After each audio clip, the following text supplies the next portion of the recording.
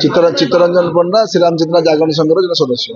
श्रीराम चेतना जागरण संघ प्रतिवर्ष परी एवर्ष भव्य आकार रे रामनवमी पालन करुच्ची। आज आमर श्रीराम चेतना जागरण संघ रामनवमी पालन 12 वर्ष पूर्ति होउची। उपलक्षे 4 गोटी कार्यक्रम रही। गोटे रही कलश शोभा यात्रा रही जोटा कि 4 तारिख दिन कलश शोभा यात्रा सकाल 8 रू 11टा मध्य समापन हम। बालीघाट पड़िया बाहरी परिमिट पड़िया समापन हम कलश यात्रा। तापर दिन 5 तारिख दिन विशाल मोटरसाइकेल रैली हम जोटा सहर परिक्रमा करेंगे।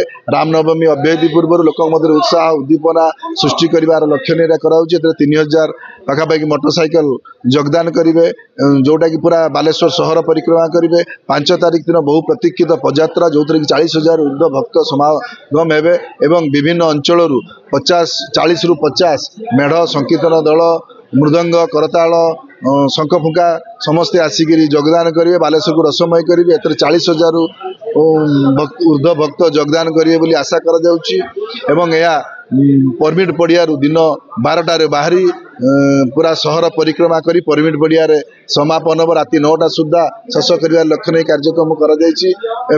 8 तारिख दिन जो पूजा हो ठाकुर प्रतिमा विसर्जन कार्यक्रम रही जोटा कि 8 तारिख दिन संध्या 6टा बेले परमिट फिल्ड रू बाहरी बालीघाट रे पड़ी समापन हम। एति तार रूपरेख रही। आपण माध्यम बालेश्वर जनसाधारण को आह्वान करुँ समस्ते प्रतिवर्ष पर एवर्ष विपुल मात्रा विपुल संख्यार योगदान करी राम रस पान करंतु एवं समस्त भाईचारा मध्य स्नेह सौहार्द मध्य उत्सव को पालन करवा समस्त मन आनंद सृष्टि करवा।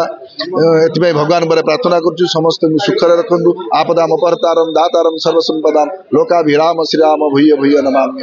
आम पूरा सजग रहीचु। पुलिस प्रशासन तो टच रहीचु। आम कार्यकर्ता प्रति थर पर एथर सजग रही। जो जगार संवेदनशील जगह से पुलिस प्रशासन एवं आमर कमिटी मेंबर मिलित भाव गार्ड करेंगे। जो जहाँ आवश्यक आम ये कर।